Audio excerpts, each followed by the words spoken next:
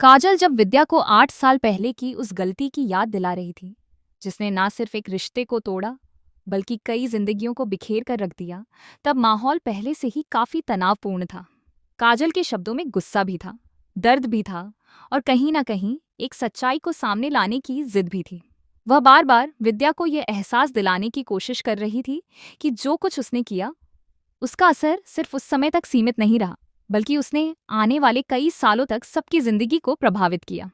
विद्या पहले तो हर बार की तरह बात को टालने की कोशिश करती रही, लेकिन काजल इस बार पीछे हटने के मूड में बिल्कुल नहीं थी। इसी बीच, जैसे किस्मत को भी यही मंजूर था, अरमान और अभीरा वहां आ पहुंचते हैं।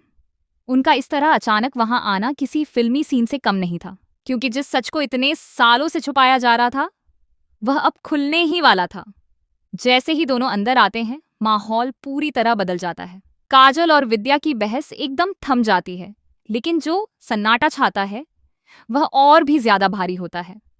अरमान और अभीरा के सामने विद्या का जो रूप आता है, वह उनके लिए पूरी तरह चौंकाने वाला होता है। उन्हें समझ ही नहीं आता कि जिस इंसान पर उन्होंने इतने सालों तक भरोसा किया, वही उनके साथ इतना बड़ा धोखा कर सकता है। उनके पैरों तले जमीन खिसक जाती है, क्योंकि यह सिर्फ एक झूठ नहीं था, बल्कि उनकी पूरी जिंदगी को प्रभावित करने वाली साजिश थी। कहानी यहीं से एक बड़ा मोड़ लेती है, जब अभीरा को वो कागजात मिलते हैं जो 8 साल पहले अरमान को भेजे गए थे। ये वही कस्टडी पेपर्स थे सदामान, जिनके बारे में अरमान को यह यकीन दिलाया गया था कि इन्हें अभीरा ने भेजा है। लेकिन सच्चाई इससे बिल्कुल उलट थी। उस समय अभीरा अस्पताल में भर्ती थी। वह किसी भी हालत में ऐसे कागज भेज ही नहीं सकती थी। कई दिनों तक अस्पताल में जिंदगी और मौत के बीच जूझने के बाद जब अभीरा ठीक होकर वापस लौटी थी, तो उसके मन में सिर्फ एक ही उम्मीद थी, अपने पति और अपनी बेटी से मिलने की। लेकिन जैसे ही वह घर पहुंची, उसे दरवाजे पर ही रोक दिया गया। यह पल उसके लिए किसी सदमे से कम नहीं था। उससे मिलने की बजाय उसके हाथ में तलाक के कागज थमा दिए गए। उस समय अभीरा के दिल में जो टूटा, वह सिर्फ एक रिश्ता नहीं था, बल्कि उसका विश्वास भी था। उसे लगा कि अरमान और उसकी बेटी अब उसे अपनी जिंदगी में नहीं चाहते। वह टूटकर बिखर गई, लेकिन उसे ये नहीं पता था कि ये सब एक सोची समझी चाल थी। विद्या ने ये सब इसलिए किया था ताकि अभीरा हमेशा के लिए अरमान और मायरा की जिंदगी से दूर हो जाए। उसने अपने स्वार्थ और अपने डर में आकर एक ऐसा फैसला लिया जिसने सब कुछ बदल दिया। लेकिन वह यह समझने में नाकाम रही कि माँ और बेटी का रिश्ता इतना कमजोर नहीं होता कि उसे झूठ और साजिश से तोड़ा जा सके। अभीरा के दिल में मायरा के लिए जो प्यार था, वह किसी भी हालात से बड़ा था। वह अपनी बेटी के लिए कुछ भी कर सकती थी, यहाँ तक कि अपनी जान तक देने को तैयार थी। और मायरा के दिल में भी अपनी माँ के लिए वही प्यार था जो किसी भी दूरी से खत्म नहीं हो सकता था। इधर अरमान की बात करें तो वह 8 सालों तक एक ऐसे झूठ के साथ जीता रहा जिसे उसने सच मान लिया था। उसकी जिंदगी एक अंधेरी गुफा की तरह बन गई थी, जहां उसे कुछ भी साफ नजर नहीं आ रहा था।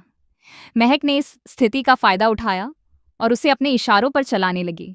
उसने अरमान की सोच पर ऐसा पर्दा डाल दिया कि वह ना तो अभीरा की सच्चाई देख पाया और ना ही विद्या के झूठ को समझ पाया। इन 8 सालों में बहुत कुछ बदल गया था। रिश्ते कमजोर हो गए थे, भरोसा टूट चुका था, और हर किसी के दिल में कहीं ना कहीं एक अधूरापन था। लेकिन सच्चाई की एक खास बात होती है, वह ज्यादा समय तक छुपी नहीं रह सकती। जब अभीरा को वे कागज मिलते हैं और वह उन्हें ध्यान से देखती है, तो उसके मन में कई सवाल उठते हैं। अगर ये कागज उसने नहीं भेजे और अरमान ने भी इन्हें नहीं बनवाया, तो फिर ये सब किसने किया? ये सवाल उसे अंदर ही अंदर बेचैन करने लगता है। इसी बेचैनी के साथ वह पोदार हाउस पहुंचती है, जहां पहले से ही माहौल गर्म होता है। काजल और विद्या के बीच बहस चल रही होती है और दोनों एक दूसरे पर आरोप लगा रही होती हैं। बात सिर्फ पुरानी गलती की नहीं रह जाती, बल्कि यह सवाल बन जाता है कि आखिर किसकी वजह से इतने सालों तक सबकी जिंदगी बर्बाद हुई। अभीरा वहां खड़ी होकर यह सब सुनती है और हर एक शब्द उसके दिल पर चोट करता है। तभी अरमान भी वहां पहुंच जाता है और दोनों की नजरें मिलती हैं।